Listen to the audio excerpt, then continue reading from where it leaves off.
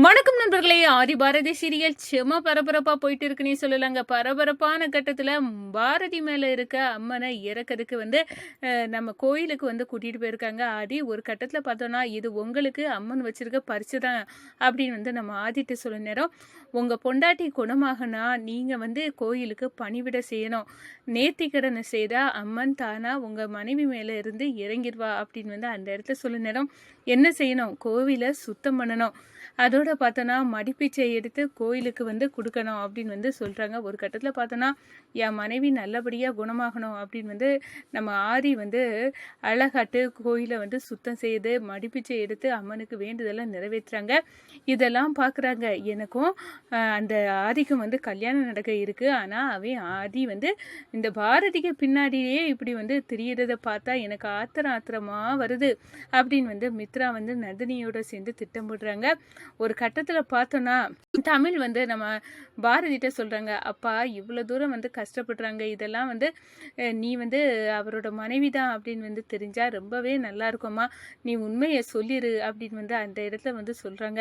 உங்கள் அப்பாவுக்கு ஏதாவது ஆயிரோனி தான் தமிழ், நான் நம்ம அப்பா உங்களோட அப்பா தான் அப்படின்னு உள்ள உண்மையை நான் மறைச்சிட்டு இருக்கேன் அப்படின்னு அந்த இடத்துல சொன்னேன். அம்மா இதுக்கு மேலே அப்பாவுக்கு எல்லா விஷயமும் ஓரளவு என்னை பொறுத்தவரையில் தெரிஞ்சது மாதிரி தான் இருக்குது, நீ உண்மையை சொல்லிடுமா அப்படின்னு தமிழ் சொல்ல, ஒரு கட்டத்தில் பார்த்தோன்னா பாரதி நான் தான் உங்கள் மனைவி அப்படின்னு உள்ள ரகசியத்தை போட்டு உடைக்கிறாங்க நம்ம ஆதிக்கிட்ட.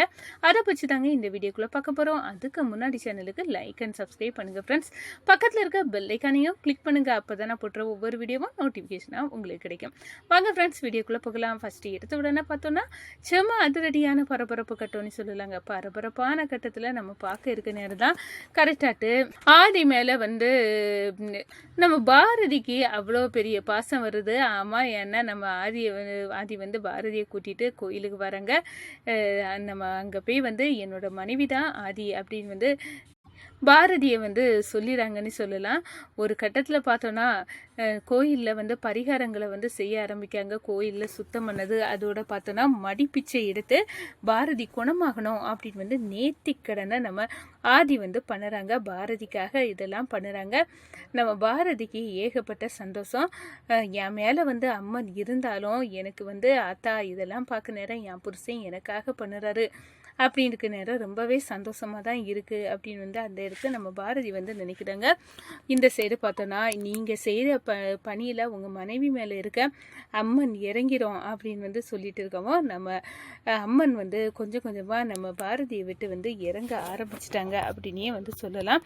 அதே நேரத்தில் இந்த சைடு பார்த்தோன்னா ஆதி பாரதி தமிழ் ஆதித்யா இவங்க எல்லாம் கோயிலில் தான் நிற்கிறாங்க அப்படின்னு மூக்கு வெறுத்ததுக்குறாங்க. நம்ம மித்ராவுக்கு தெரிய வருது.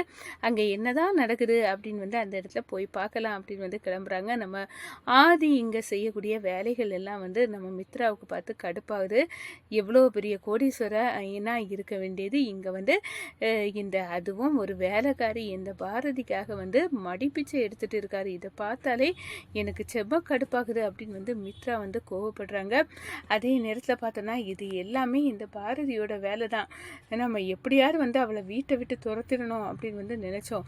ஆனால் இந்த ஆதி ஒரு நேரம் கூட இந்த இதுலேயும் அவளை விட்டு பிரியது மாதிரி இல்லை. எப்போவுமே பாரதிக்காகவே வாழ்ந்துட்டு இருக்காரு மித்ரா. கண்டிப்பாக இவன் கல்யாணம் நடக்குமா அப்படின்னு எனக்கு சந்தேகமாக தான் இருக்குது.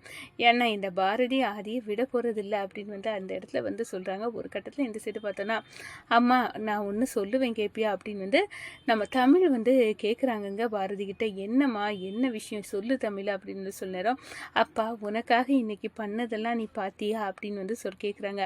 ஆமாம், உங்கள் அப்பா இன்னைக்காக எனக்காக அவர் செய்ய மாட்டார் அப்படின்னு உள்ள விஷயம் எல்லாத்தையுமே எனக்காக பண்ணிட்டாரு. அதுவும் என் மேலே இருக்க அம்மன் இறங்குறதுக்காக. அதை பார்த்தேன் தமிழ், எனக்கும் சந்தோஷமாக தான் இருந்து.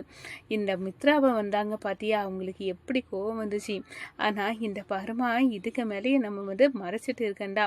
அப்பா கிட்ட நீ உண்மையை சொல்லிடு, நான் உங்கள் மனைவி தான் அப்படின்னு சொன்னால் கண்டிப்பாக நம்ம ஒரு ஃபேமிலியாட்டு சந்தோஷமாக இருக்க இருக்கலாமா அப்படின்னு வந்து நம்ம தமிழ் வந்து சொல்கிறாங்க. என்ன தமிழ், நம்ம இவ்வளோ நாளும் வந்து பார்த்துட்டு இருந்ததே வந்து உங்கள் அப்பாட்டேருந்து உண்மையை மறைச்சதே வந்து உங்கள் அப்பாவுக்கு இந்த விஷயம் தெரிஞ்சால் ஏதாவது பிரச்சனை ஆயிருமோ அப்படின்னு தான் பயந்து தான் அப்படின்னு வந்து சொல்ல நேரம்.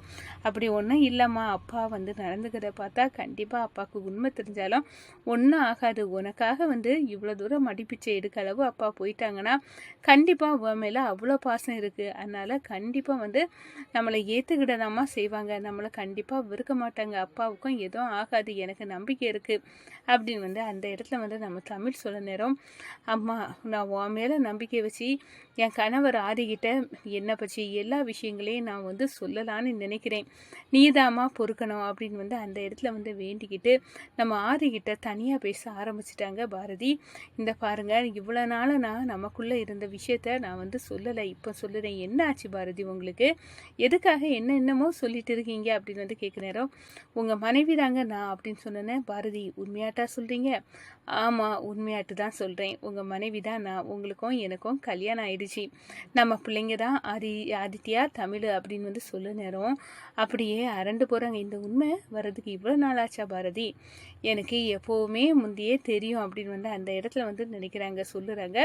ஒரு கட்டத்தில் பார்த்தோன்னா, பாரதி, நீ இந்த வாயிலிருந்து இந்த வார்த்தை வர்றதுக்கு தான் இவ்வளோ நாளும் நான் காத்துட்டு இருந்தேன். இப்போ உண்மை வந்துட்டுல அப்படின்னு வந்து அந்த இடத்துல நம்ம ஆதி வந்து பாரதியை வந்து கெட்டி பிடிக்கிறாங்க. மித்ரா மறந்து நின்று பார்க்குறாங்க. போச்சு போச்சு, இவ எல்லா உண்மையும் சொல்லி கொட்டிட்டா, அவ்வளோதான் அப்படின்னு வந்து அரண்டு போய் நிற்கிறாங்கங்க மித்ரா.